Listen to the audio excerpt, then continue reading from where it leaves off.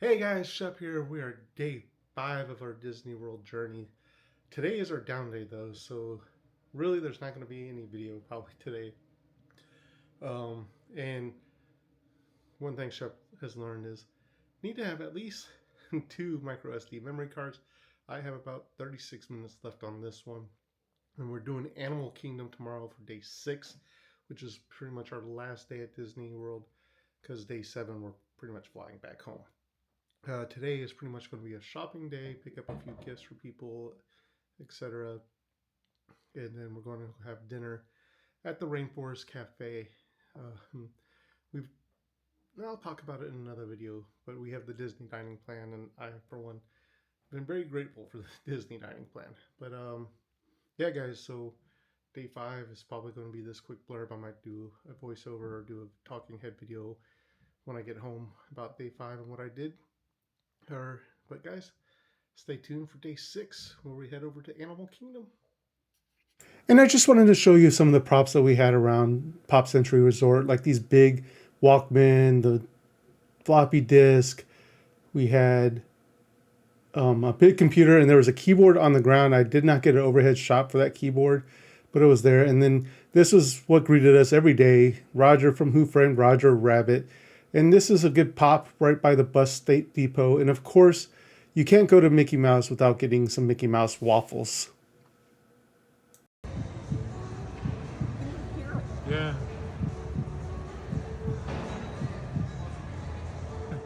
And then we decided to go over to Disney Springs to do our shopping trip. And of course, it was decked out in Christmas decorations.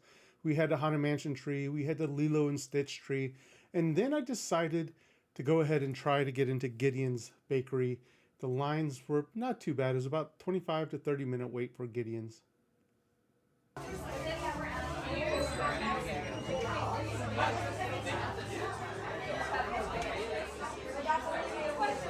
And I did get 4 cookies from Gideon's. I got their coffee cake, I got 2 chocolate chip, and I got a banana nut bread, which were all excellent. They've been eaten already. And then I decided to get me a shirt. I love this Baymax shirt. I thought it looked really good. I've got a lot of compliments on this shirt. And then it was time to head back to Disney Springs for dinner. And we went to the Rainforest Cafe. And I gotta say, I love these little immersive little cafes that Disney has. The food is okay, it's pretty good. And, you know, the surroundings that you're going for the atmosphere, really.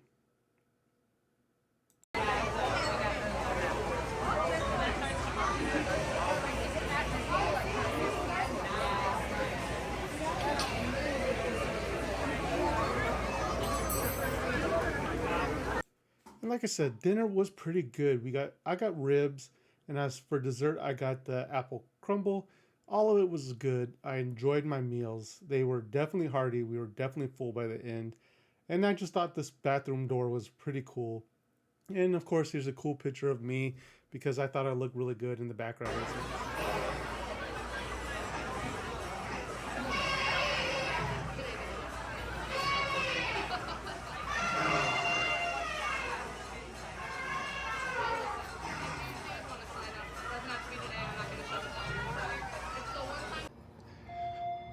Hey guys, we're here with day 6. It's our last full day in the park today. We are going to Animal Kingdom, and then we might hit up another park. It all depends. And then we have our plans for dinner tonight at Edison, so we will take you along. Hopefully my camera doesn't run out of juice, or actually not the camera, but the SD card. I have about 38 minutes left on here, so I'll see you later.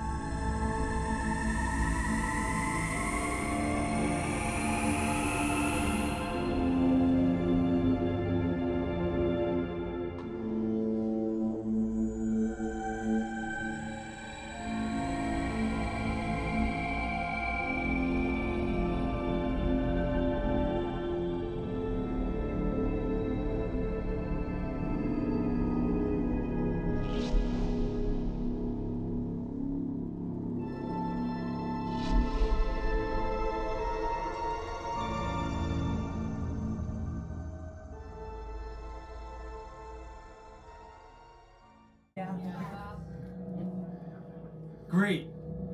Welcome to the Avatar program. Soon, you're going to have a chance to undertake an amazing Na'vi rite of passage, flying on the back of this powerful animal called an Ikron, or as we call it, a Banshee. The way you're going to do this is by being matched to something called an avatar. And I'm here to help you guys get ready. But first, we have to scan you for Pandoran microparasites. Alright everyone, stay on your number and move your arms a bit. Okay, start scan.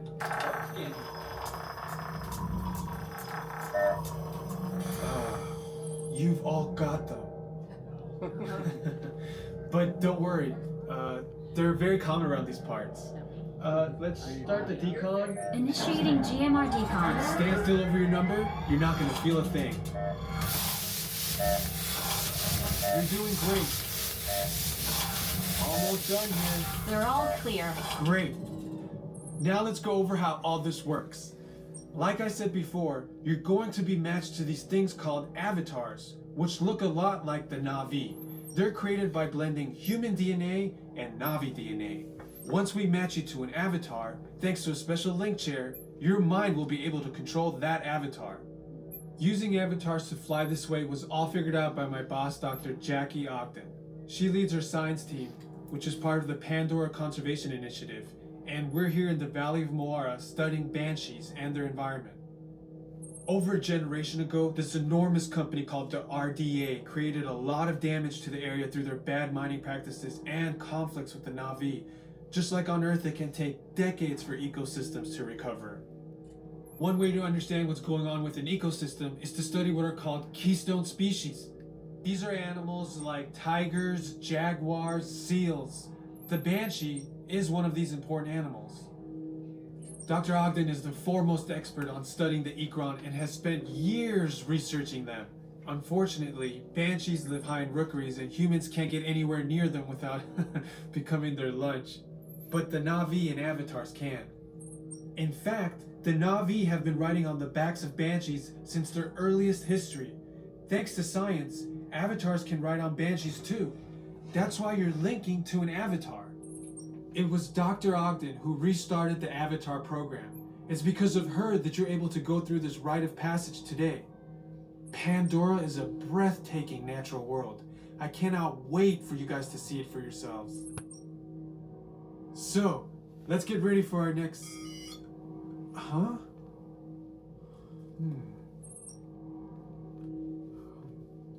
I'll be right back. Put the standby system on, quickly. Standby. We are looking into delays with the genetic matching system.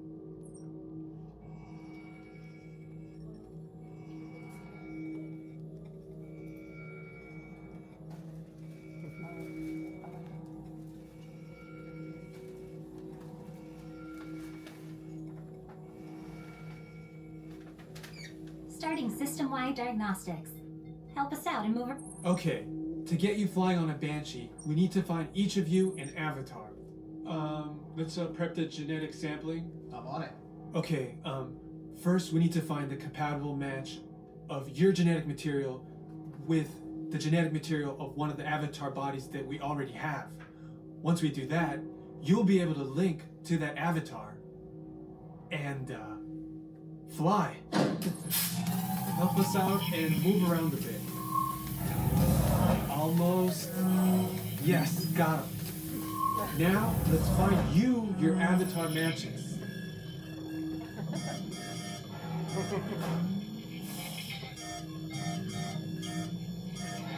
One match. That's good. Oh, daddy match. Oh, not me. Oh, good, finally. All right, you've all been matched with avatars. Looks like they're ready for you in the next room. When the door opens, please go inside, all the way in, and stand over the same number that you stand.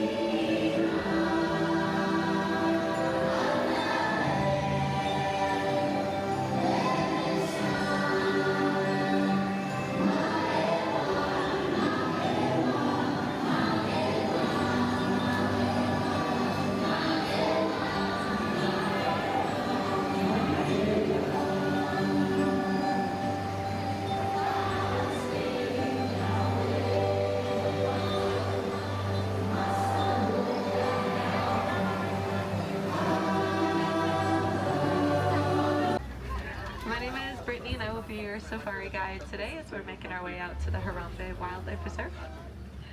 Now, hopefully we'll be able to see a lot of animals this morning on the reserve. I'm going to do my best to find out for you. Now, we're not able to stop for every single animal, so if you guys do want to take pictures, just make sure you have your cameras ready. I would recommend holding on tight to those devices. The roads out here get a little bumpy. Can't stop for anything that falls out of the truck.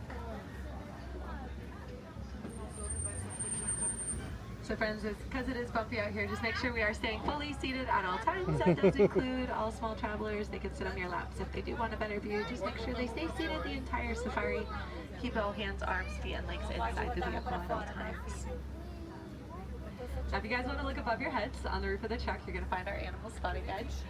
We probably aren't going to see all of them, but we usually have pretty good luck, so just keep an eye out for them.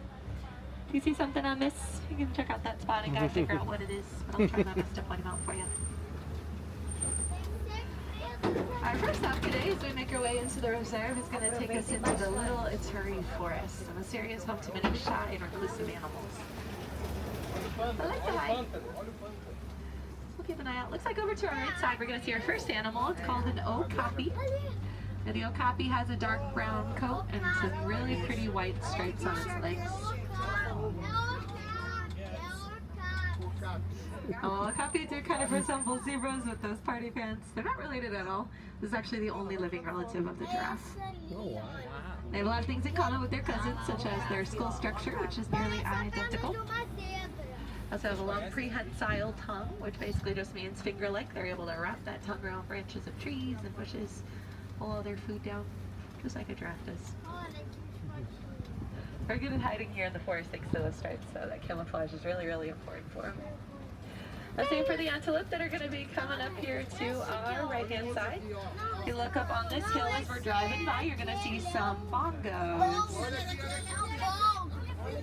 So bongos are this darker, kind of rusty-colored antelope that have the horns that slant backwards.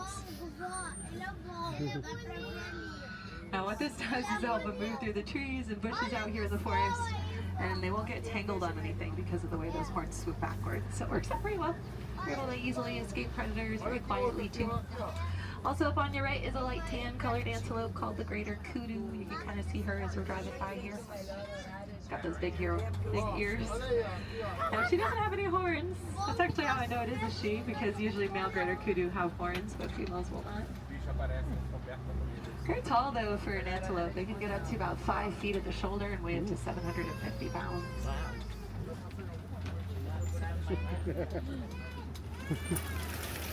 With that though, friends, we're going to go ahead and leave the forest all together now. We're going to start heading down the South River.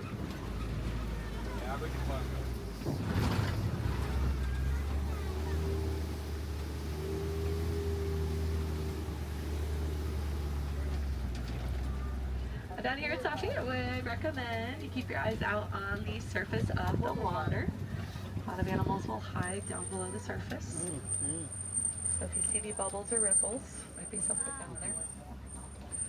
It looks like over to our right, as we're driving down the hill here, you're going to see some white birds that have very long bills. These are called the pink-backed pelicans. Now they don't look too pink right now, but it is the color they get during mating season on their backs. Very light pink color. It kind of looks like they're blushing. That's how they attract a partner. Over to our left, there also are some hippos. They're in the water. Right behind the island down there, you can see the top of their backs. Kind of like rocks, to be honest. The hippos can be over 5,000 pounds, fully grown. A group of them when they're together like this is called a float of hippos. B-L-O-A-T. Now, they spend most of their days in the water, but it's kind of a common misconception. People believe hippos cannot swim. And they can. We just won't see them do it very often because these guys prefer to sink down to the bottom and they'll walk along the riverbed. A lot easier for them. That's actually how they got their day. They came and gallop under the water. There's one sleeping over there. Now also coming up to our left, you're going to see some Nile crocodiles down here. There's one all the way back at the wall up there. On the bank you can see it. Largest crocodilian in Africa, at about 16 feet in length. Francis, make sure we're staying fully seated for me.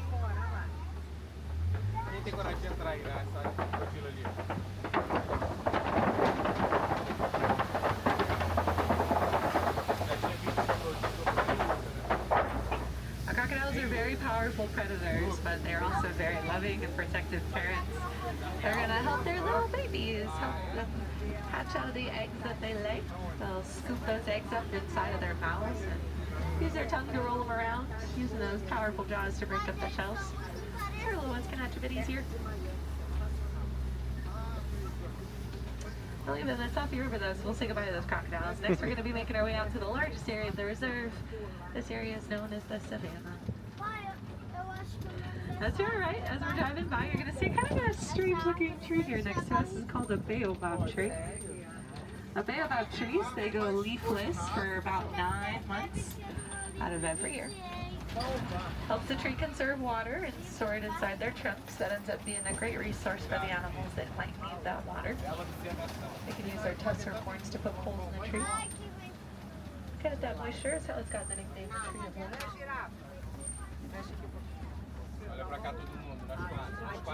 Well, we'll see who's out on the savannah today. We'll head across. Looks like we're going to see a wildebeest coming up here.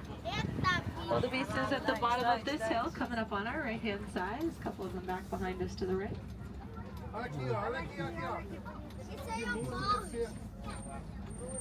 Wildebeest migrate every year in very large numbers too. They're actually the second most densely packed herd of mammals on Earth, right behind humans.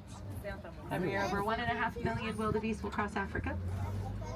They can travel up to about 1,000 miles in search of food and water, so it's really important they stay together during that migration so they can look out for each other, look out for predators. Over to our right, you're going to see the Maasai giraffe sitting right in the middle below those trees out there, getting a little snack. Or some breakfast, I should say.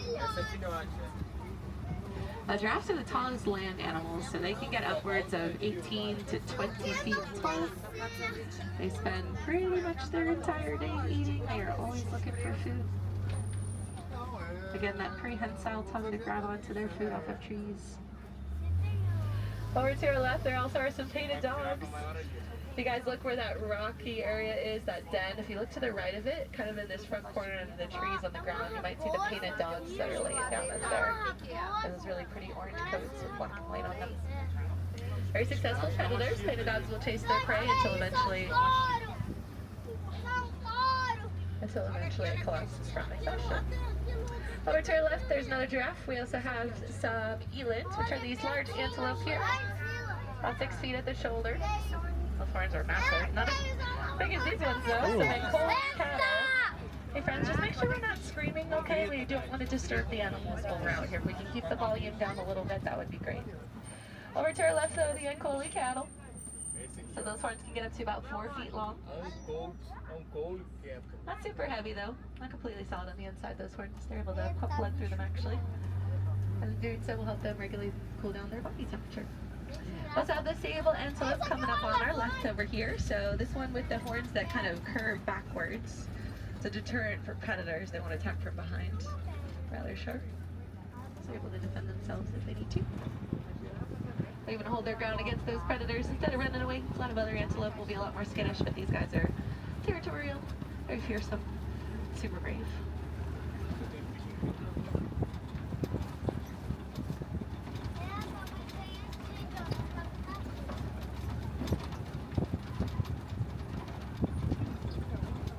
Hold up here though, because I do see some zebras coming up next.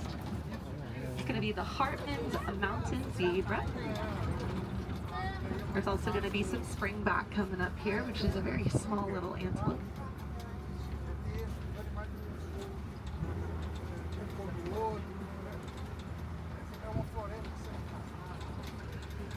So you'll see both of these animals coming up here on the right-hand side at the very, very top of this hill, kind of by that big tree that splits into three.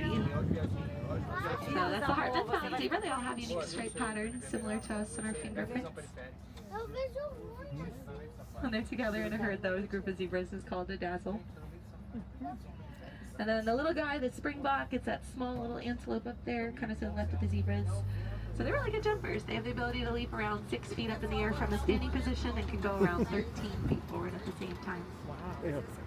So if they wanted to, they could actually jump right through the middle of this truck to the other side without any problems. That's how they're able to escape predators really quickly.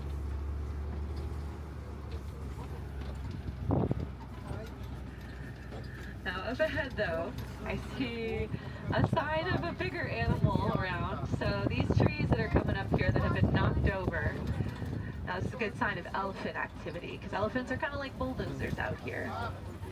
So it looks like we're going to see an elephant coming up here pretty soon. It's going to be just up ahead here by this next watering hole we're going to pass by.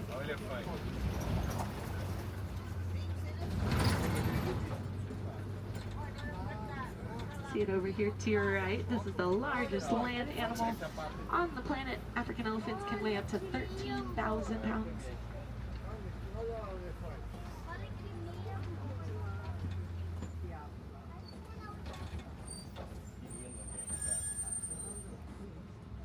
They have really, really sensitive skin, so similar to how you might put on sunscreen before you go outside. So do elephants. In the morning, you'll see them use their trunks to throw dirt on their backs. It kind of works like that sunscreen for them. They use that trunk for just about everything they do, actually. Get all their food and water. Elephant trunks have more muscles in it than we have in our entire bodies, so they have over 100,000 muscles inside of that trunk alone.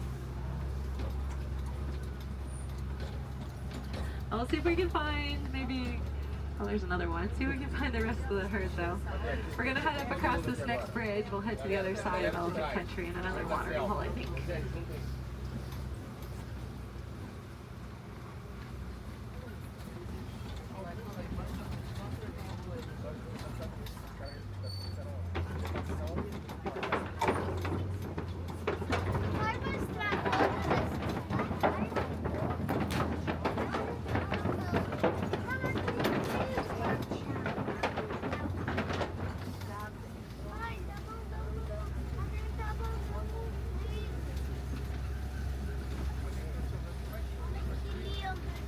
Now looks like all around us here we are passing through something called red clay, my friends.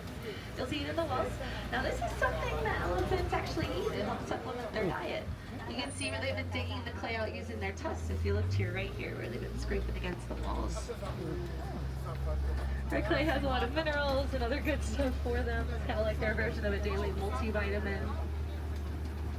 Now the tusks they have though are super important. They are unfortunately poached in the wild for those tusks since they are made of ivory, and that sells for a lot of money. That's something you guys can do to help wildlife such as elephants, is just be mindful of your purchases as you guys are traveling. Try to stay away from animal products as much as you can. Let's say the demand for those items means that poachers won't have any reason to go after them, and that can help protect and save them. But a little closer to home, you can use that money instead to donate to different wildlife organizations if you like, because there are plenty of them that could use your help. Especially if you have a favorite animal, see if you can figure out an animal program that is supporting it, and then you can directly support them. Now we're going to get a really good view of these elephants though coming up here. They're right down here by this watering hole coming up on our left. So we're going to stop here in just a second. Have those cameras ready though, it's a great view of both of them.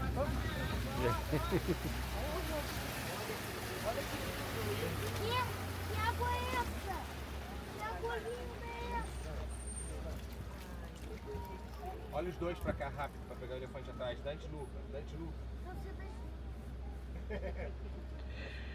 So we have them over here. Now as we continue on just a little further up ahead, we also have some flamingos coming up here. There's quite a few of them on this island too. Now these are called greater flamingos. They are the largest of all the flamingo species, and the tail is shade of pink too. When they hatch though, flamingos are actually not pink at all. They're going to be gray, and it takes about 2 years of eating shrimp for their diet to slowly change those feathers to that pink color that they're known for. So it takes a little bit of time and a whole lot of shrimp to eat. But they are one of my favorites because a group of them is actually called a flamboyance, which I think is pretty fitting. We'll say goodbye to this flamboyance, so we'll say goodbye to those elephants too. One final look at them before we head out of here. See if we can head over to the eastern half of the reserve. See what's over here.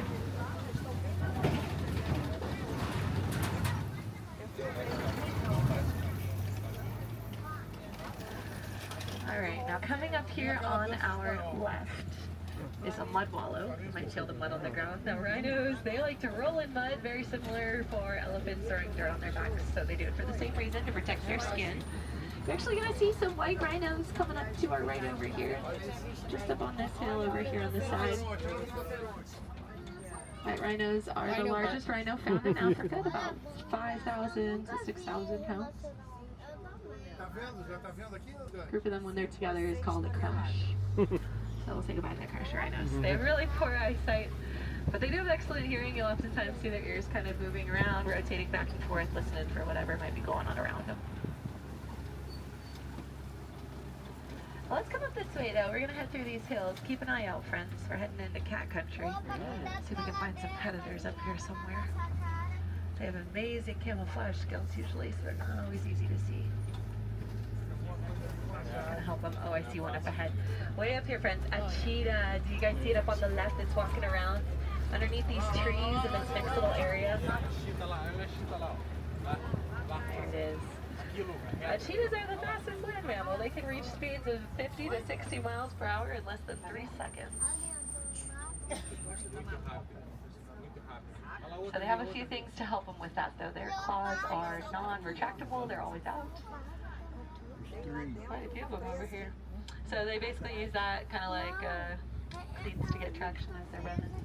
The tail, though, that's more used like a boat spreader. It's going to help them change direction, keep their balance while they're running, making those turns while they're chasing their prey. These guys are daytime hunters, whereas most other cats on the savannah are going to hunt at night. So they do have a little bit of an advantage, and they don't have to go up against those larger predators either. The predators of all shapes and sizes love these rock formations on our left, though. These islands of stone on the savannah are called Kopi rocks. And what it does is just allow a vantage point for predators to hang out so they can see what's going on all around. Get an idea of where other animals are. Over to your right, a little brown antelope up here up on the hill, comes a waterbuck. They're super cute. Got some more rhinos over here too, and then a couple of ostrich way over there. You might see them standing next to that truck kind of parked in the back there. So ostriches are the largest bird on the planet. They can get up to about 7 to 9 feet tall. They can't fly though, which is probably for the best, but they can run really fast at around 40 miles an hour. Typically they're going to use their wings for balance, kind of like the cheetah uses its tail. As for that waterbuck that we passed, that little brown antelope, the reason they get their name is because they drink more water than any other antelope out here. It's like an abnormally large amount of water. Usually close to those sources if they can be. Now real quick, friends, look behind us, back to the left-hand side. You're going to see some warthogs through the trees back there. They're kind of hanging out up by that rock wall. They kind of look like furry rocks, so you might have to kind of squint a little bit, but they're very cute. This is Puma, if you guys have seen The Lion King. They're very good diggers, and they like to burrow out holes using their sharp tusks they have. We'll review the rhinos, though. Looks like those two we saw are three came over to this side now and joined up with a few more. White rhinos are grazers, so they eat off the ground, pretty much anything they can get to. There's ostrich back there too. So those are actually female ostrich. You can tell by the color of their feathers. Females have kind of that lighter gray color, and males are usually a lot darker. Almost black. You can see some of their eggs too, actually. If you look to your right over here on the ground, kind of out by that tall grass there. Those yellow shells, those are ostrich eggs. About 3 pounds each.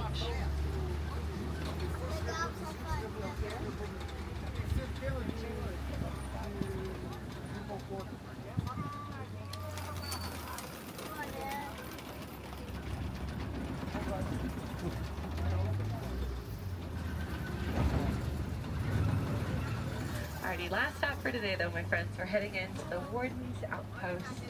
Now personally, I always love coming through here. I know we've already seen some pretty incredible animals on the reserve, but I love these guys. They're so cute. These are the Nigerian dwarf goats you're going to see here on the left-hand side, just on the other side of the fence here. They're so cute. They're pretty small. This is their full-grown size, and they are dairy goats. So they're actually really important for a lot of farms in Africa who will sell those products that the goats produce.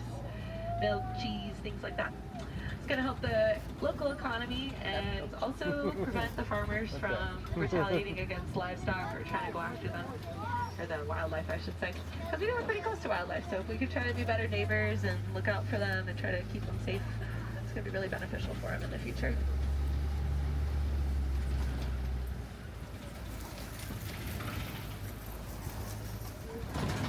So course, there's so many ways to make a difference, friends, and the really important thing is just getting started, doing whatever you can to help animals, because they are really relying on us for their futures. Now, some simple things you can do: try to cut down on your use of single-use plastic if you're able to. Getting a reusable water bottle is a great way to do that, so you're not using those plastic bottles as often. There's also a lot of small changes you can make at home to more sustainable products, such as bamboo products, better for the environment. Especially since bamboo is a grass and not a tree, it grows super duper fast. Some species grow several feet in a single day, so a lot more sustainable than using a lot of wood and other things like that, and especially plastic too. And then just doing your research. If you have a favorite animal, go learn about it. Share what you know. Never know who you can inspire to get involved in conservation. Sharing our passions is the best way to make a difference.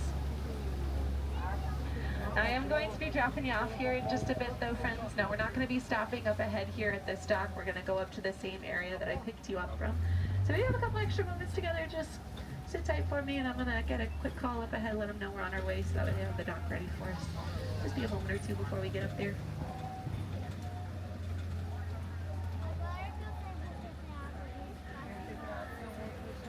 Manténganse sentados, con las manos, brazos, pies y piernas dentro del tren.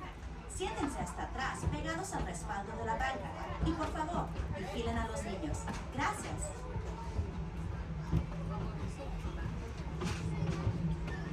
Look, guys, I found a wild animal.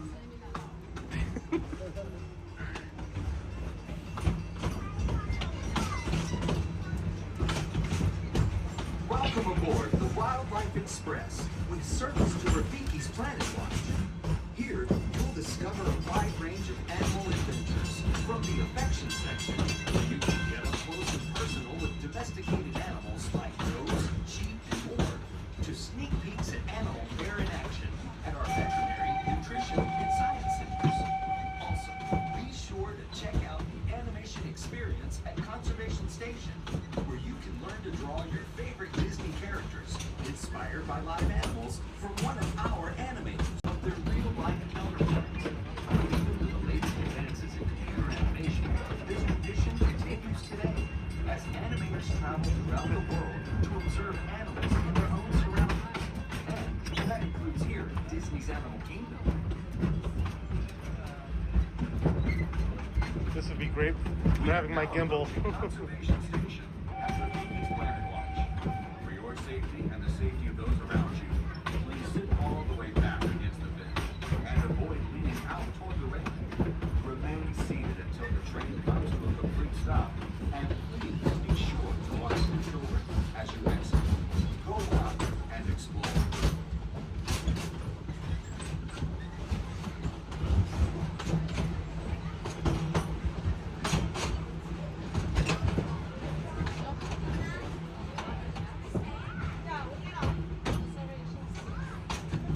At this point, my gimbal had run out of memory, so next time, Shep, remember to bring at least 2 SD memory cards.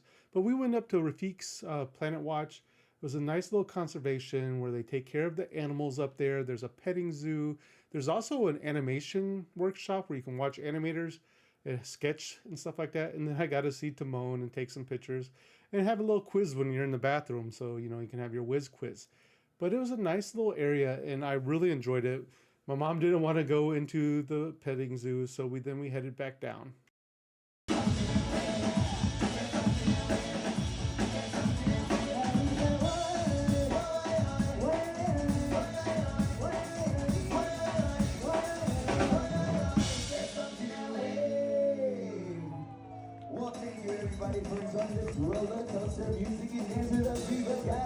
And then we were pretty much done with Animal Kingdom, so me and my mom decided to go back to Epcot. We both really liked Epcot, and of course, I wanted to hit Remy's ride again and Ratatouille, and she definitely wanted to go hit some other areas as well as have some lunch. And that's what we did, is we went to Japan, had some lunch, really great lunch. I got the sticker from a custodian. She gave me the Japan sticker. I love it. And then I took one of those penny machines and I got one of those penny coins. And Japan to me is just such a serene and beautiful place that I could sit there for hours. But then I went back to Ratatouille. I think I rode this ride like 3-4 times. Actually, I think the last time I tried to go ride on it, sadly, it broke down why I was about to get on the ride. And then we headed over to Disney Springs once again to go to Edison, this time for dinner, which was nice, but I was really disappointed in Edison though because they sat us on the top level, as you can see here in this video. Vice down on the bottom floor, and it really just to me did not feel like we were immersed or in that area. And so that was kind of a letdown to me. I wish they would have sat us below on the main floor.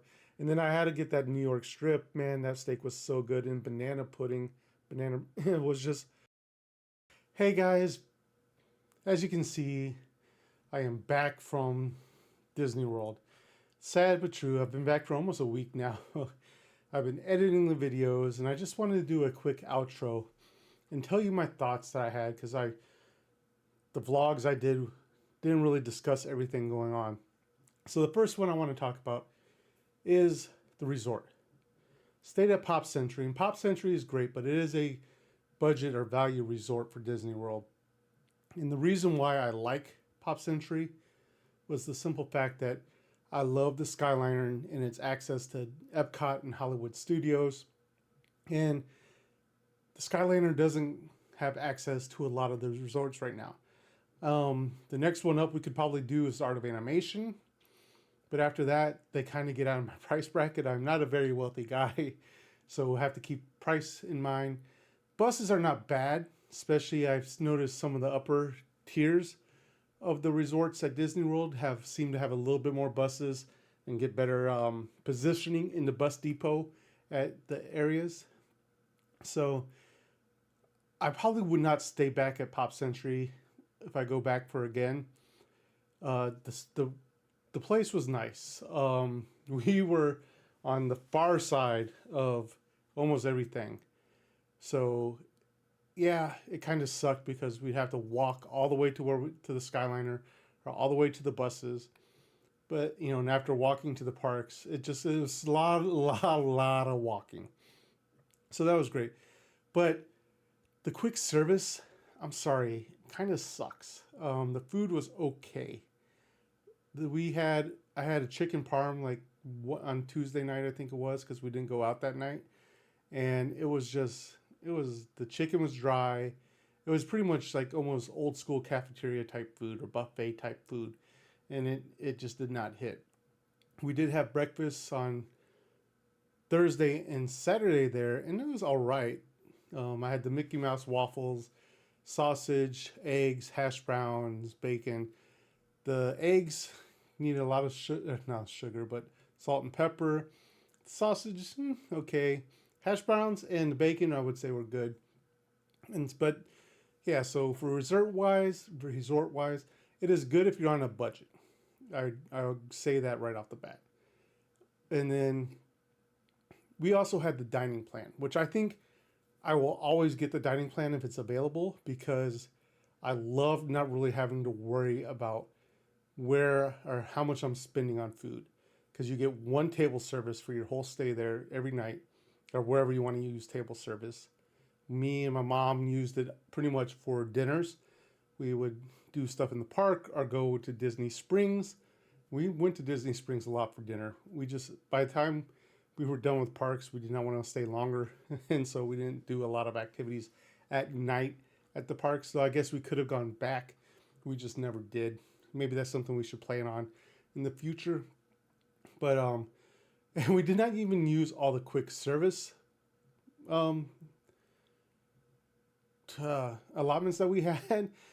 And I think that's because me and my mom were not big eaters. So we get up, we had our little snacks or little breakfast things in the morning that we already had with us, and we'd go to the parks, and then we're just going on the move. We'd kind of do snacks, we'd kind of do quick service, but not a lot. We pretty much drank a lot of water was what was going on. We didn't eat a lot of food. We're not a big foodies. We eat when we're hungry or we'll have some snacks, but that's about it. We actually had to use our snacks allotment. We had like 5 left over, and I used them like the morning that we were leaving to buy like Rice Krispie treats, just so that way we could burn through all them. So that was good. I will also say, with the resort stays, I will probably always try to stay in the resorts.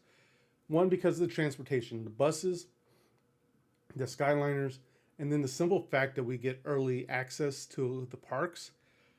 I, my God, we did pretty much rope drop at Hollywood Studios on Monday, and we were pretty much done with all the rides that we wanted to by, I would say, 10, maybe 10:30.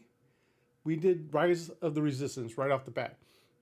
We did Smuggler's Run. We did Star Tours. Then we went back. We went over and did Tower of Terror. Then we came back over to Galaxy's Edge. I think we did Star Tours again, and then I forgot what else we did stuff. We did a couple of things, and then because we had Rise of the Resistance, the Lightning Pass for at 2 o'clock. But if you rope drop Hollywood Studios and just head over there, especially if you're on the resort, you're going to get onto Rise of the Resistance as long as it's up and running with no issue whatsoever. I think it opened it up at 8. We were done by like 8:15, I think, maybe 8:30 at the latest. So that's another plus of staying in a resort for Disney World. But like I said, for Hollywood Studios, we did that day one. It was a great experience. Sadly, there's just, and I get it, for us, there was not a lot there. We did all the Star Wars rides we wanted to do. We walked around Galaxy's Edge. We went over and did Tower of Terror. I think we did it twice. Then we also, at one point, went over to Toy Story Land. Slinky Dog was down twice. And each time it came back up, it was a 90-minute wait time. And we're just like, we're too tired. We don't want to stand in line for 90 minutes. We did the Toy Story Mania.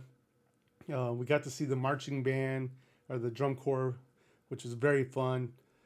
And then that was pretty much it for the day. And then we had to wait because we had Olga's Cantina, which pretty much at the end of the day, we were just like, it's a great scenery, but because it's so much standing room only, it sucks trying to stand when you're just at this point wanting to go home and or go to your room and get off your feet. But after the Olga's Cantina, we had the Sci-Fi Diner, which was great. It was a 1950s type diner, like a drive-in. You sat in these cars. They were 3 deep, so we had this family that had the first 2 rows, and we were in the back row, so it was kind of a little bit awkward. But they were showing 1950s clips. I showed it in my first, vlog. So if you want to check it out, go check that out. The food was good. Oh my God, like that milkshake was so good. And again, because we had dining plan, didn't have to pay a thing except for the tip, or if you do anything extra like appetizers or more drinks if you want to do that. So the second day we did Epcot, and I did not know what really to expect from Epcot because it had been a long, long time since I'd been to Epcot. And I know it wasn't really ride oriented back in that day. It still really isn't kind of ride oriented. But again, one of the reasons why I like the Skyliners is because it drops us right off where France is like on the right hand side. And so as soon as that happened, me and my mom rope dropped to Remy's, got in there real quick as well. We got on there really quick. Then my mom kind of wanted to do the food and wine festival, so she took off. And Remy's does have a single passenger line. I tried to go up to it, but sadly the ride was closed. So I decided to start my walk around the world, hitting up like Morocco. And then I just love Japan. That area just like suits me. It is so peaceful. I sat there for probably like half an hour maybe. I could have, just going through the shops, going through the market. It was just so beautiful. And then I just did my little lap around the world. And it was so great. You can see the video I posted up. And I had fun there. I really enjoyed myself, which is why we went back Friday after Animal Kingdom, so that way we could enjoy Remy's again, do Japan for food. It was just really good day. And then Wednesday we did Magic Kingdom. We were a little bit worried because Wednesday we were supposed to, it was supposed to rain. It was supposed to like thunderstorm, not just Florida rain, but thunderstorm all day. So we're a little worried. My mom was worried enough that she was like, let's do a lightning pass for Tron, which I was like, okay, we'll do the lightning pass. So we paid for it. But then we happened just to rope drop anyway. So we didn't really even need the lightning pass, but we still used it because we could have been right on up with everybody. It was like less than half an hour wait to go through Tron in the morning. But Tron was fun. Sadly, my big calves, I could not get on the bike. So we had to use like the family cart that they provide. Props for Disney for putting a family cart on a ride like that, because it did help me. I was able to enjoy the ride. Um, Both me and my mom loved the ride, but and the shocker was my mom said she loved Guardians of the Galaxy better, even though they gave her like motion sickness and stuff like that. But she loved that ride, that roller coaster, better than Tron, though she liked both of them. And then Magic Kingdom, we just hit up after Tron. We just hit up the favorites. We hit up Haunted Mansion. Which is my mom's favorite ride. We hit up Pirates of the Caribbean, the Enchanted Tiki Room, the Jungle Cruise. We just did all that, and we also had lunch there at Tony's. And I know a lot of people say that Tony's is not the greatest restaurant, which is probably true, but it still was enjoyable to us. And then Thursday was our down day. Thank God, we really needed a down day.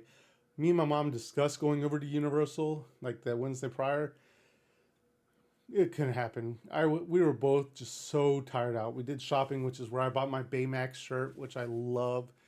And then just chilled until dinner time, which was at Thursday was the Rainforest Cafe, which was okay, which is good food. The vibe was there. I enjoyed the experience. And then Friday was Animal Kingdom.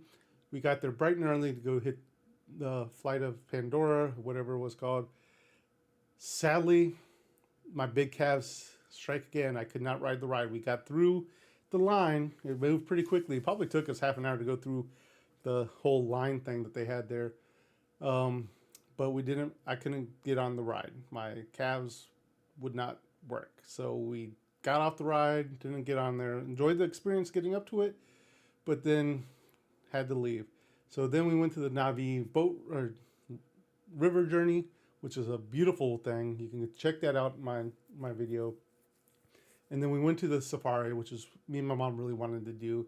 And we saw a lot of animals. I was very surprised at how many animals we'd seen that morning because it was still so early. But it was a great, I think Brittany was our warden and she was a great host, pointing everything out, giving us lots of facts.